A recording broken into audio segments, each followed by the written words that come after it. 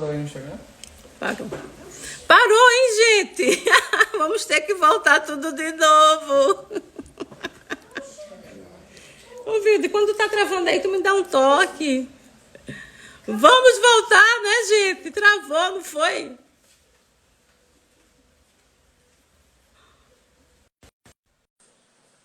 E aí, vamos voltar tudo de novo, não é? Travou, eu acho que deve ter sido. Ô, Luciano, travou, né? Eu acho que Foi. deve ter sido. Quando começa a chover, termina atrapalhando o sinal da transmissão, não é? Mas vamos lá, vamos voltando. E aí nós vamos, então, ouvir. Luciano, quando você é criança, né, e suas irmãs, militantes do movimento negro, né? É um movimento negro que não é de hoje, é uma resistência desde navio negreiro, né? O que é que Luciano aprendeu com o movimento negro educador, né? Esse movimento negro que ensina a gente, né? Como diz Nilma Lino Gomes, movimento negro educador. O que foi que Luciano aprendeu com suas irmãs militantes do movimento negro? Pois é. Eu gostaria de começar dando uma boa tarde à Cessa Rodrigues, professora da Universidade Federal de Pernambuco, agradecendo pelo convite. Também quero mandar um abraço caloroso para meus familiares que acompanham, amigos e amigas de Feira de Santana, minha cidade natal, juntamente com Salvador, Bahia e Rio de Janeiro. Então, um abraço para todos, obrigado por estarem aqui com a gente. E está todo mundo me ouvindo bem? Então, respondendo essa primeira pergunta, eu já agradeci muito e sempre agradeço as minhas irmãs. Foi Luciene, a mais velha, que mora aqui nos Estados Unidos, na cidade de Talent, no estado do Oregon, e Marlene, é a segunda mais velha. E Marlene é especial, porque Marlene me levava para... Marlene era militante da FRENEF, Frente Negra Feirense, e ela me levava, até como companhia, aí me levava para as reuniões da FRENEF, me levava para os ensaios dos blocos afro, me levavam também para as reuniões do PT. Então, elas eram muito assim, integrada com uma classe de estudantes ali da Universidade Estadual de Feira, que atuava nesses movimentos, né? E eu acredito que nada é por coincidência, né? Eu cresci com aquilo ali, né? Aprendendo aquilo. Então, aquilo foi uma base muito forte da minha formação, porque até na vizinhança que eu cresci, tinha pessoas negras como eu que diziam: não, eu não sou negro, eu sou moreno, eu sou marrom bombom, cravo e canela, né? E ali, por essa militância das minhas irmãs e por ter me levado ali, então eu já cresci com essa consciência, né? Eu sou negro, eu sou de ancestralidade africana, né? É motivo de orgulho, tem toda uma luta do povo negro contra todas as formas de discriminação, do racismo. Então, aquilo ali foi muito especial na minha formação. Abriu assim a minha mente para entender, estar ali, né? Por exemplo, em Feira de Santana, era uma luta muito grande com os blocos afros, porque não tinham apoio. E até na micareta de feira, os blocos afros sempre saía de madrugada. Saía era 3 da manhã, 4 horas da manhã, entendendo? Não tinha o apoio, então era uma resistência muito grande, né, de ter, sem o apoio financeiro, sem o apoio da cidade, mas de estar ali, que era também uma forma de resistência, né? Então, isso tudo juntou na minha formação, da minha conscientização de homem negro, de ancestralidade africana, tudo isso estava ali muito junto. Ok, Luciano. Eu também lembro aqui do Afoxé, Alafim de Oió, onde a gente também encontrava a militância negra lá no Alafim de Oió. Ô, Luciano, me diga uma coisa. Você que viveu metade da sua vida no Brasil e outra metade nos Estados Unidos, né? Como é que você percebe o racismo nesses dois países, Luciano? Que situações vivenciadas por você, você pode contar para a gente que leva você a perceber como é que se dá esse racismo a brasileiro e o racismo nos Estados Unidos? Olha, esse racismo vem, né, nós sabemos muito bem, de todo aquele processo do africano escravizado nas Américas, né, no Novo Mundo, Estados Unidos, América Central, América do Sul. Então, tem um ponto que esse racismo é o mesmo, né, que é essa construção. Infelizmente, as Américas foram construídas através da escravidão do africano, da matança do índio, de tomar a terra dos índios e da ideia da supremacia branca. Então, esses pontos são comuns nos Estados Unidos e no Brasil. Mas algumas diferenças eu senti. Os Estados Unidos têm um histórico muito forte de racismo, de discriminação e de violência física contra a população negra. Só para citar alguns exemplos. A questão da segregação racial, onde se tinha bairros para brancos, bairros para negros, escolas para brancos, escolas para negros, igrejas para brancos, igrejas para negros. E a questão da segregação é o seguinte: o negro sempre na situação inferior.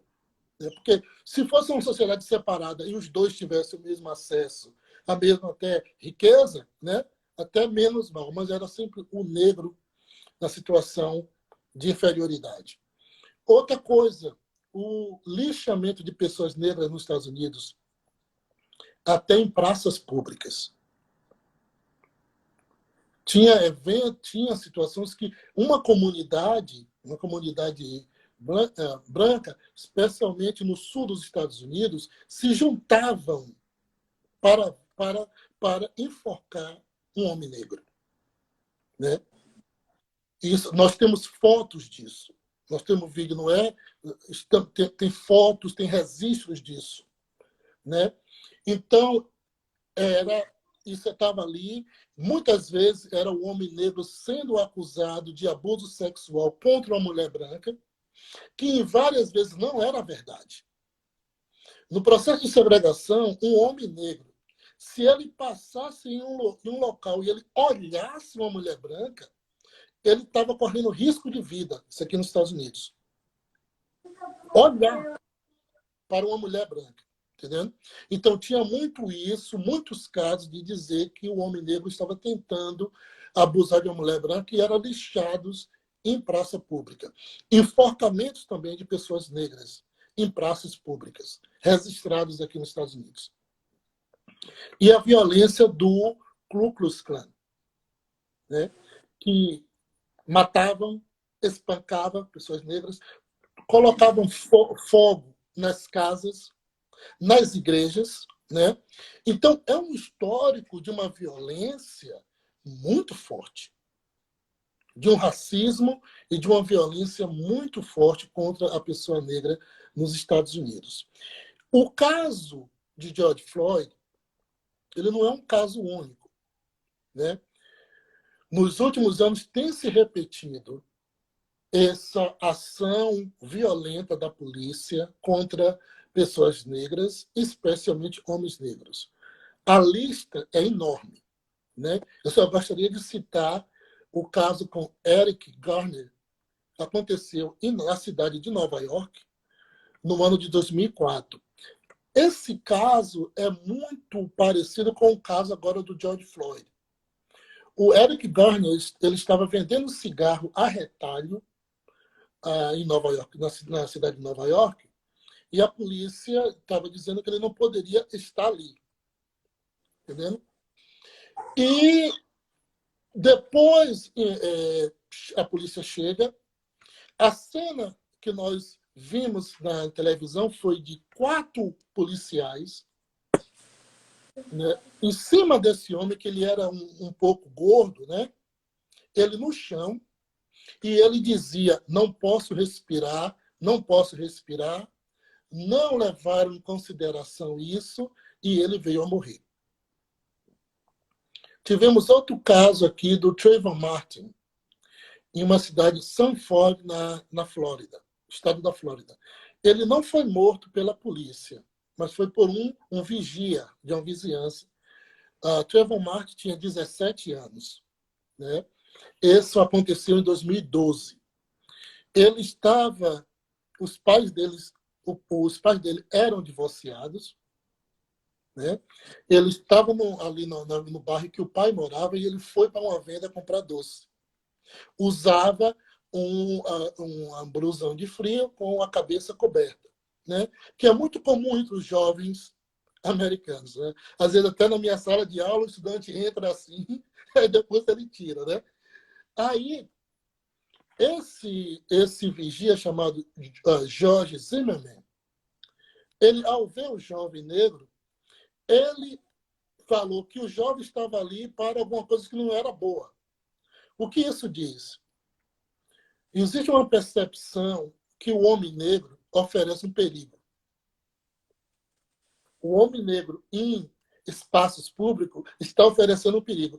Isso aí já aconteceu comigo. Né? Uma vez eu estava em San Diego, em frente ao apartamento, o complexo de apartamento que eu morava. Era uma sexta-feira, assim, suas 7 da noite. Eu esperava por um amigo, a gente iria sair. Ele vinha me pegar de carro e eu estava em frente, já tinha esperando por ele. E tinha uma jovem que me parecia asiática, que ela estava mudando para o complexo que eu morava. E eu estava ali parado, bem vestido, eu ia sair, ia para um restaurante, estava bem vestido, uma roupa bonitinha, né? Ela passava, ela tinha o olhar de medo e segurava a bolsa. Aí aconteceu a primeira vez. Quando essas coisas acontecem, a gente fica assim um momento, será que é comigo mesmo? Havia dúvida, né? Mas aconteceu pela segunda vez. Né? E o rosto dela de medo foi o que mais me chamou a atenção. Como é que eu ali naquele momento, parado em frente ao complexo de apartamento que eu morava, bem vestido, oferecia perigo a ela, né? Aí, quando ela retornou, e ela estava mudando, então, tirando coisas do carro dela e levando para dentro do apartamento. Quando ela veio pela terceira vez, eu falei para ela: oi, vizinha. Meu nome é Luciano, eu moro aí também. Prazer em conhecê-la. Aí, né? Ela chorou, entendeu? Uma outra vez que aconteceu comigo foi eu estava andando em San Diego pela um bairro na praia, calçadão da praia, mas era à noite, né? Ouvindo Jorge Vecilo. Olha como o homem negro é perigoso, né?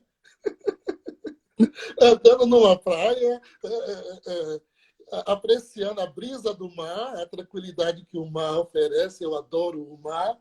Ouvindo Jorge Vecilo, e eu percebi que algumas moças brancas ali começaram a mesma coisa. No momento que elas passaram por mim, eu andava mais lento, né? Que eu estava ali, eu andava mais lento, elas andavam. Elas apressaram o passo e seguraram a bolsa. Né? Então, veja, e foi o que aconteceu com o jovem Trayvon Martin. Aquele vigia, ao ver o jovem ali, ele já deduziu, era uma comunidade de maioria branca que morava ali. Ele já deduziu que aquele jovem estava ali para fazer alguma coisa ruim. E ele chegou a falar, né, que ele chegou a ligar para a polícia. E a polícia falou assim, o jovem tem uma arma, tipo assim, o que é que está acontecendo? Não, eu acho que ele está aqui para fazer alguma coisa que não seja boa. A instrução da polícia foi: deixa o jovem ir. Essa foi a instrução: deixa o jovem ir. Né? Ele seguiu aquele jovem, ele armado, o jovem não, desarmado, Diferente dos outros casos que nós vimos filmado, esse caso a gente não foi filmado, então ficou a palavra do vigia chamado, acho que é George Zimmerman, e do jovem Trayvon Martin, né, no qual o vigia dizia que ele matou o jovem desarmado por autodefesa. Então ficou isso. E ele foi absolvido. Ele foi absolvido. Ele foi absolvido do caso, e foi ali, depois do assassinato desse jovem, que nasceu o movimento Black Lives Matter. Vidas negras importam. Foi ali, em protesto a essa determinada situação. Então, é essa percepção. Você perguntou também, Cessa, sobre o que eu experienciei pessoalmente. Esse fato que eu já contei de San Diego. E outra coisa também, outra manifestação do racismo que eu experienciei, é aquela questão de que quando você é negro, principalmente homem negro, e vem de família, de classe trabalhadora, né, já existe uma visão de que você já nasceu, que você não vai ser nada.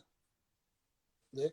É como começar sua partida de futebol e seu time já perdeu. Você nem começou ainda a jogar. Né?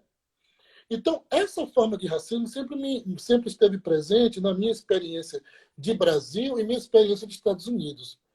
No Brasil, eu sempre gostei muito de estudar e sempre me dei muito bem na escola. Né? Sempre foi uma coisa minha, sempre gostei de ler. Quando eu concluí o ensino fundamental, aí já comecei ali demorou um tempinho, eu já trabalhava, e eu quis fazer vestibular para fazer universidade. Eu trabalhava durante o dia e fazia o pré-vestibular à noite. E aconteceu, eu era do grupo de jovem, tem muitos amigos que estão acompanhando agora aí, que ali no grupo de jovem, quando eu falei que eu iria fazer o vestibular, foi um susto. E algumas pessoas falaram bem assim, que vestibular que você vai passar? Tu é preto? E outros, tipo assim, Luciano inventou de fazer vestibular. Então, naquela comunidade de periferia que eu cresci, a questão do jovem negro ir para a universidade era uma coisa tão vista com tanta raridade que foi espanto. Então, ao invés de motivar, né, vá mesmo, veio como uma forma de espanto. No sentido de que você vai fazer universidade? Né? É tipo assim, você está indo fora do que a gente acha que deve ser o, o caminho do homem negro de periferia, né? E isso continuou nos Estados Unidos. Né? Eu vim aos Estados Unidos com o convite da minha irmã Luciene, né? Que me deu essa oportunidade brilhante. Ela já era cidadã americana. E por perceber meus esforços, tudo aí quis me dar essa oportunidade e aconteceu, e eu vim. Não imaginava que ia estar morando nos Estados Unidos já há 21 anos, mas né, vim e fui. Até hoje agradeço a ela imensamente e agradeço aos meus pais, que mesmo pessoas humildes, teve aquela visão, vá, agradeço, entendendo muito.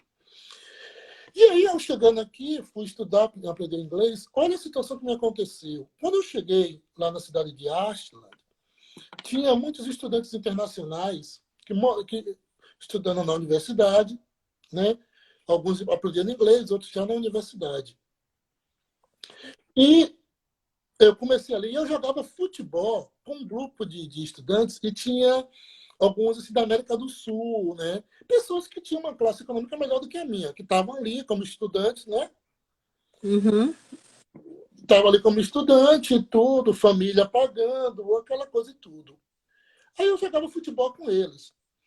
Aí passou um tempo, aí um de El Salvador, Um dia, e na visão dele, ele estava me fazendo um elogio. Assim, uma sexta-feira à noite, a gente estava assim, num barzinho. Isso aqui eu já tinha 1 ano e meio, por aí, nos Estados Unidos. Já estava soltando um inglesinho ali e acolá, né? Porque eu cheguei nos Estados Unidos sem nada, aprendi tudo aqui. Ele falou bem assim, parabéns, Luciano. Não vou mentir, não. Quando eu te conheci, eu até falei para outras pessoas assim, esse não vai aprender inglês, não. Entendeu? Isso foi um elogio. Aí eu, aquele susto assim, né? Eu não tive nenhuma reação.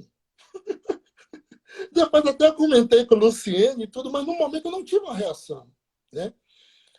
Então, e isso se passou também quando eu fui para o fazer bacharel. Oh, mas e você tem inglês suficiente? É isso, né? Aí fiz o bacharel. Aí fui para o mestrado. Ah, mas mestrado é difícil. Fui para o mestrado, né? Aí o doutorado. Oh, mas doutorado é caro.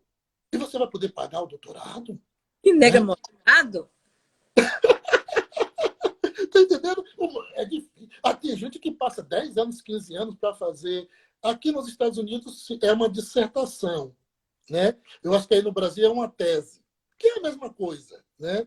Um estudo do seu assunto, uma coisa nova, tudo isso. Agora, curioso, em nenhuma situação eu perguntei a ninguém assim. Eu devo ir para a universidade, eu devo ir para o mestrado, eu devo ir para o doutorado. Não perguntei. Eu nem perguntei, nem falei assim, me presta aí $100. Né? Vai cuidar da sua vida. Entendeu? Me presta aí $100 para eu começar a pagar minha mensalidade. Né? Mas o que eu quero dizer é o seguinte, as pessoas se sentem no direito, né? E com uma linguagem popular, de puxar o seu tapete. Se sentem nesse direito de dizer que você não pode fazer aquilo, né? Entendeu? É isso que é o curioso para mim, né? Que se sente nesse direito de dizer essa questão. Ô, Luciano, uma coisa interessante também que as pessoas sempre comentam em relação ao racismo no Brasil e nos Estados Unidos é o seguinte, que aqui o racismo ele é muito camuflado, né, entre aspas. Né? Então, não tem racismo no Brasil. Né? E a democracia, o mito da democracia racial veio também dizer isso para a gente. Não, aqui a gente vive harmonia, né? Brancos, negros, índios, paz. Né? E qual é essa diferença de perceber o negro aqui, perceber o negro aqui? Pelo que você está contando, né? Você não está vendo novidade. Está vendo Exato. novidade? Brasil e Estados Unidos. É isso mesmo? Não tem novidade? A percepção do racismo é a mesma? Olha, a percepção do racismo pode ser a mesma, mas a reação ao racismo ele é diferente entre os dois países. Por quê? Porque é o seguinte, como você mesmo falou, no Brasil, essa reação contra o racismo foi muito freada pelo mito da democracia racial, né? Então, até o movimento negro no Brasil levou um tempo para convencer o negro brasileiro, primeiramente, você é negro. Que aí no Brasil dividiu de acordo com a cor da pele, né? Marrom bombom, cravo e canela, café com leite, moreno, né? Dividiu. Então, o movimento negro passa um tempão para dizer, olha, você é negro, você pode ter um pigmento um pouquinho mais claro, mas a sua mãe é o quê? É negra, seu pai é negro, seus avós, você vem da ancestralidade africana. Não? Então, teve isso. E a outra coisa foi esse mito da democracia racial que, né, escondeu o racismo do Brasil e mostrou sempre que racismo era o que acontecia nos Estados Unidos. Né? Até porque, como eu já referi, a violência física que aconteceu nos Estados Unidos, que é um ponto um pouco diferente do Brasil, né? Pelo menos que tem essa violência no Brasil também, mas aqui essa violência era muito assim exacerbada, vista, enforcamento, lixamento em praça pública. Então, essa democracia social, ela freia um pouco a visão do negro brasileiro, né? Sobre o racismo, sobre a situação do negro brasileiro e a celebração da miscigenação no Brasil, né? Aí é quando entra o moreno como a identidade, quase a identidade nacional, né? E que, na verdade, o moreno era um projeto da sociedade, das elites brancas do Brasil, de embranquecer o Brasil, né? Quando a escravidão acaba no Brasil, isso também aconteceu em outros países da América do Sul e no Caribe. Então, aquela elite branca, o número de negros no Brasil passava, acho que 2 vezes ou 3 vezes o número de brancos. Então, o embranquecer a população, chamar a imigração europeia, né? a imigração italiana no Brasil, a alemã, né? E tudo. E motivar essa miscigenação com o objetivo de embranquecer a população. Então, ficou muito presa nisso. Essa vontade ficou, e a glorificação do moreno, né, ficou muito forte na questão brasileira e impediu um pouco essa união. O diferente dos Estados Unidos, né? O histórico dos direitos civis nos Estados Unidos, né? Isso abriu a consciência do negro americano nesse sentido, né? A luta pelos direitos civis, segregação, né? Porque o Brasil teve e tem segregação, e é uma segregação bastante social, né? É racial, mas é também social. Nunca teve leis, até que eu saiba, né, impedindo que uma pessoa negra more em um determinado lugar. O que determina isso é a questão social, né? É a questão social que permite, né, quem mora na zona sul do Rio de Janeiro e quem mora nas favelas, né? Mas aqui era lei, né? Então a situação daqui foi assim bem exacerbada. Aí o movimento aqui dos direitos civis, ele usa o que está na Constituição americana. Porque está lá escrito bonitinho na Constituição americana, e eu quero ler aqui para não perder o ponto, está escrito lá bonitinho, né? Todos os homens são criados iguais, que são dotados pelo seu Criador de certos direitos inalienáveis, entre os quais há a vida, a liberdade, a busca da felicidade. Thomas Jefferson. Essa é parte da Declaração da Independência dos Estados Unidos. Aí, as lideranças negras disseram, poxa, nós temos isso aí bonitinho, né? E uma parte da população branca americana acredita que é isso. Como é que a gente vive o oposto? Como é que todo homem é criado igual e você trata a gente como terceira classe? Né? E aí eles pegam isso e jogam de volta na nação. E muito bem feito através do reverendo Martin Luther King Jr., né? e Malcolm X e essas outras lideranças que falou, aqui, ó. Né? Então, isso também ajudou essa dissimulação da visão do negro americano. Né? E o que é dito aqui é o seguinte, quando acontecem esses fatos da brutalidade da polícia com pessoas negras nos Estados Unidos e tudo, a cobrança aqui é que isso vai contra um Estado democrático. Aqui é muito forte a questão de nós temos direitos. Então, como é que você pode estar violando nossos direitos? Como é que você pode estar... Né?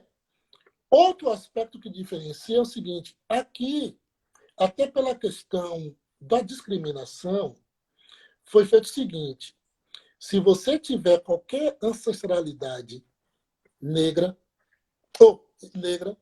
você é considerado negro. Então, eu dou aula e eu explico aos meus estudantes sobre isso. No Brasil, todo mundo com um pigmento um pouquinho mais claro é outra coisa que não é negro. Nos Estados Unidos, porque eles não queriam que se tivesse... No Brasil foi motivada a miscigenação. Aqui foi motivado que não se misture. Aqui foi feito que não misture. Por quê? A ideia da supremacia branca. Se o branco é a raça superior, no momento que ele mistura com o negro, e não era somente com o negro, era também com outros. Se ele se misturar com o negro, com o índio, com o asiático, o produto dessa mistura sai um ser inferior. Né? Então foi feito isso para não misturar. Mas aí você viu no seguinte, então aqui não teve o marrom bombom, o cravo e canela moreno. Juntou todo mundo. Todos nós somos negros. Isso fortaleceu. Isso fortaleceu.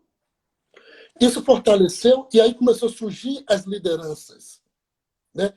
E aí fortaleceu a luta contra o racismo. Porque no Brasil dividiu e levou muito tempo para ter esse entendimento que você pode ter um pigmento um pouquinho mais claro, mas você é negro também. Porque no Brasil acontecia até dentro da mesma família, um considerado negro, outro considerado pardo. Né? Então, essa é a diferença. Que foi motivado muito mais forte reivindicar as coisas. A realidade foi bastante dura e cruel, então não teve como escapar. O negro ele teve que juntar e lutar contra o racismo. Então, aqui, né, a gente vê que, como a gente estava conversando, né, assim, que o racismo ele é camuflado aqui, porque o Estado, ele só assume que é racista, o Estado brasileiro ele só veio assumir que é racista no final dos anos 90. Mas não, realmente somos um Brasil racista, né? Um legado aí de Fernando Henrique Cardoso, né? Exato. Então, e aí quando as políticas públicas começam, na verdade, a direcionar ao nosso favor, né? E aí depois desse final do governo do FHC, vem o governo Lula, agora tudo isso voltamos a falar do movimento negro. É um movimento negro que faz com que as políticas públicas cheguem, né, até a população e comecem a mostrar, olha, sim, somos racistas, a gente precisa acabar com isso. Né? E aí, eu queria, para a gente abrir para as perguntas do público, né, que é bom também a gente ouvir quem está aqui com a gente, e aí preparem, pessoal, algumas perguntas aí que daqui a pouquinho, a gente vai começar a ler umas 5 perguntas, talvez, dependendo do tempo. Né? Eu queria ouvir, Luciano, de você, né, com relação a esses casos que têm acontecido do racismo da instituição policial, tanto aqui como aí, né, e o racismo da instituição da elite branca, né, o que nós vimos aqui com o caso de Miguel. Né? Luciano, qual é a sua opinião sobre a reação da população negra ao racismo? Como é que essa população reage e deveria reagir? Você fala mais no Brasil? Nos 2 casos. Os dois. Olha, aqui estão reagindo. Né? E a pergunta que não calava essa semana era o seguinte: por que agora, né? Com o caso de George Floyd? Foi uma pergunta que não calava. Aí eu fiz essa pergunta aos meus estudantes. Resposta: we are fed up. Fed up. Estamos fartos, né? Da violência, da brutalidade da polícia. Então, essa reação aqui, né? Ela já teve, em todos esses casos que eu citei, teve reações. O povo foi para a rua, né? Do Trayvon Martin, do Eric Garner, teve todas essas reações. O que eu estou vendo muito positivo aqui nos Estados Unidos agora, nesse momento, é o seguinte: essa reação ela está unida de pessoas de várias raças e etnias. Estão lá, né, nessas reações. Está saindo já discussões de leis. Né? Estados, cidades estão já discutindo leis para refletir essa questão dessa brutalidade policial. Né? Os deputados democratas se reuniram também com o objetivo de criar leis. Então, e está tendo, e essa movimentação aqui também está já em uma situação internacional, né? Pela grande visibilidade dos Estados Unidos. Então, eu vejo com muita positividade. Tem o que está acontecendo, tem situações de pessoas que se infiltram, outra coisa ali, que às vezes saem pelo lado de saquear lojas, tirar coisas de loja, que é uma coisa negativa, porque pode obscurecer um pouco o movimento que tem sido muito positivo, né? Na capital, Washington, trocou o nome de uma rua e botou Black Lives Matter, Vidas Negras Importam, pintaram no chão. E olha o que eu achei interessante, que aconteceu essa semana passada. O Donald Trump queria convocar o exército para botar na rua contra o pessoal protestando. O exército. Primeiramente, que ele teve dos governadores, os governadores contra, né? E saiu depois generais das Forças Armadas Americanas fortemente contra isso. Um dizendo, o exército foi criado para proteger a nação, não contra o povo, né? Então, o que eu estou vendo muito positivo é que está tendo uma resposta a Donald Trump. Também muito forte. E eu também espero, desejo, e já venho falando com meus estudantes, todo mundo votar. Temos que votar para presidente. O voto aqui nos Estados Unidos ele não é obrigação, né? Falei, tem que votar, tem que mostrar também essa indignação na urna. No Brasil, eu acho que já passou da hora. Já passou da hora de se a rua. E eu entendo que tem a questão agora da Covid-19, né? E é um grande risco. O Brasil agora é o epicentro. Não, mas espero que um pouco mais à frente. Mas eu falo no sentido de que até anterior à pandemia já passou da hora. Os casos no Brasil só aumentam. Nós tivemos o caso de João Pedro. Nós tivemos o caso de Agatha.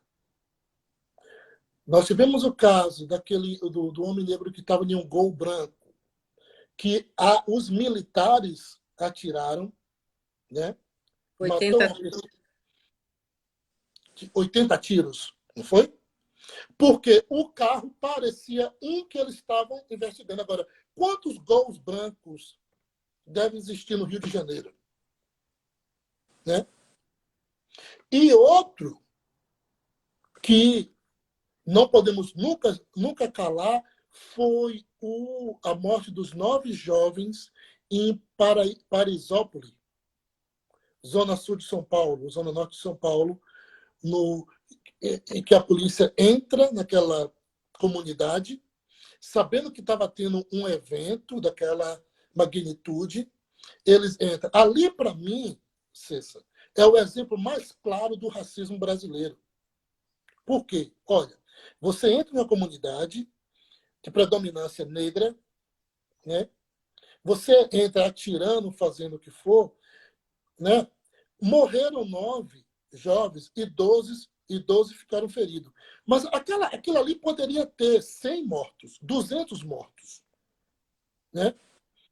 Como é que a polícia se sente no direito de entrar numa comunidade sabendo que existia um evento daquele e agir daquela forma? Então, eu acho que no Brasil já passou da hora de se chegar, né, dessa indignação. E agora está acontecendo no caso aí do jovem em Recife. Né? Mas eu acho que no Brasil é também questão da gota d'água. Eu acho que já está fermentando já. Porque, entendendo? Mas eu acho que é só questão da gota d'água. Ok, Luciano. Vamos então aqui aguardar uma questão. Quem gostaria de fazer uma questão aí? Já tem alguns comentários, porque a gente termina pegando, não é? Enquanto as pessoas estão digitando aqui, a gente de vez em quando pega algumas questões. Deixa eu ver aqui. Cessa Santos. Luciano, você vê a organização de estratégia e força mobilização no Brasil para fazer o enfrentamento ao racismo nas ruas? Sim, porque, olha, esse movimento, o Black Lives Matter, nasceu de algumas jovens, acredito que de periferia também. Eu acho que sim, porque todo movimento nasce dos insatisfeitos, né? Quem tem seu privilégio não vai estar muito. Sim, eu acho que sim. Eu acho que o que deve acontecer é essa visão. Eu acho que o que às vezes é um pouco perdido no Brasil, e a professora Luciana Brito, da UFRB, né? Eu li, fala muito bem, é o seguinte: às vezes a morte de Agatha ou de João Pedro é muito vista como um evento individual, quando, na verdade, é uma manifestação do racismo estrutural, do racismo sistemático, né? A polícia entra em uma comunidade atirando, xingando, batendo nas pessoas, invadindo as casas das pessoas, né? E naquele momento ninguém é cidadão. Então, numa comunidade de periferia, existe todos os tipos de pessoas. A grande maioria são pessoas que trabalham, pessoas honestas, né? Mas quando o policial chega ali, todo mundo para ele é bandido ou o que seja. Então, sim, eu acho que por exemplo, o movimento negro, as instituições, o que precisa também fazer é se juntar força, né? Pegar essa bandeira e juntar, né? O movimento negro, alguns partidos de esquerda, e juntar, né? Mas sim, claro que sim, tem total condição. Tem uma outra pergunta aqui, que é como usar a escola, minimizar a perpetuação do racismo no Brasil? Ótima pergunta, e eu tento fazer isso no meu trabalho. Uma releitura da história. Eu sempre falo aos meus estudantes que a história que a gente aprende no ensino, até o ensino fundamental, né? É fundamental até antes da universidade. Ensino médio. Ele é. Hã? Ensino fundamental, depois é o ensino médio. Exato. No ensino médio e no fundamental, a história que a gente escuta é aquela coisa de uma fantasia, uma coisa bonitinha, que uma coisa vai atrás da outra, né?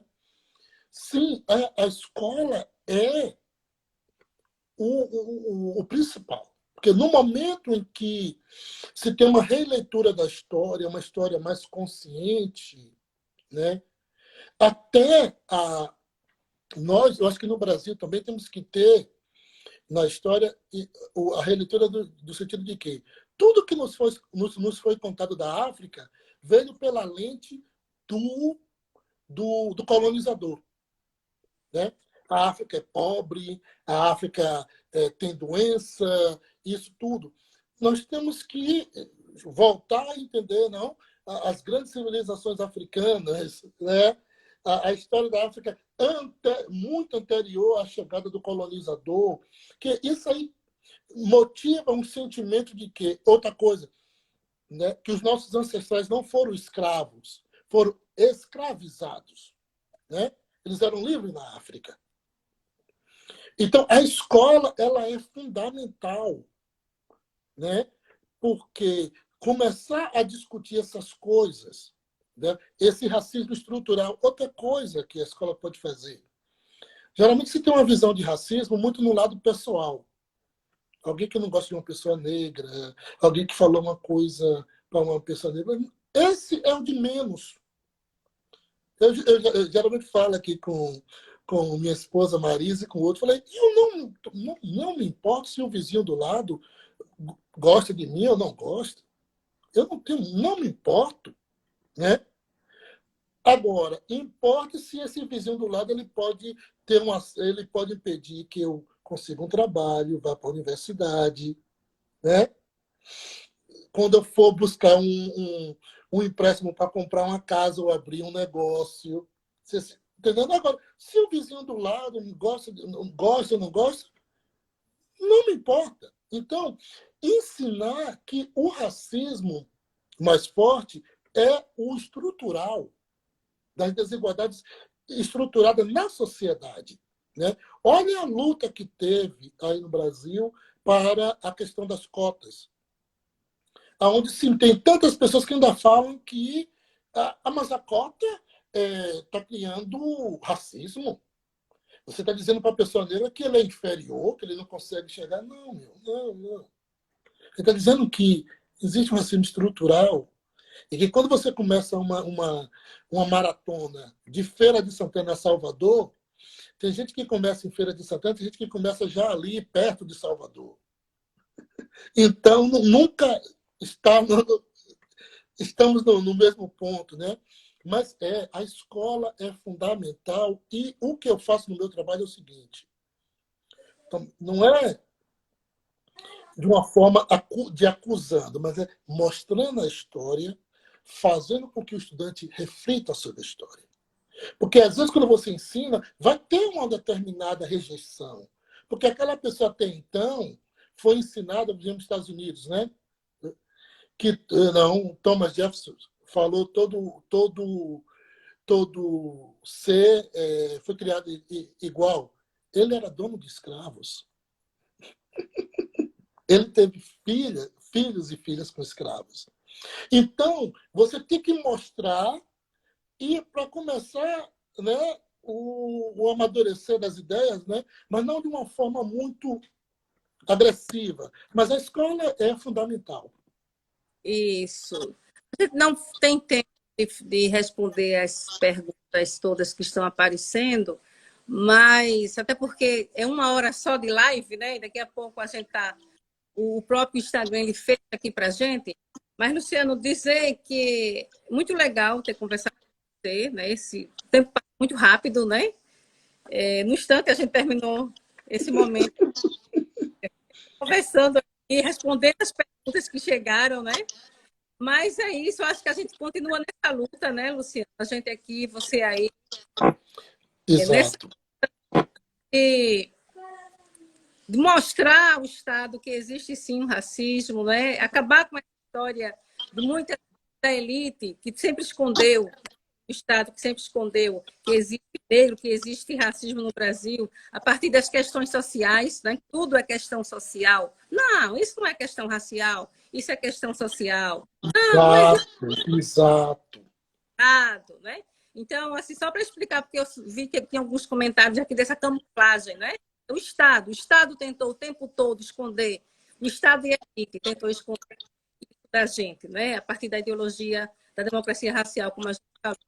Mas eu acho que o nosso papel enquanto militantes, ativistas negros, é esse, é levar a conscientização política, né, para as pessoas. Então, mesmo numa live tão rápida, é isso que a gente tenta fazer. Luciano, as considerações finais, por favor, em 2 minutos para a gente encerrar.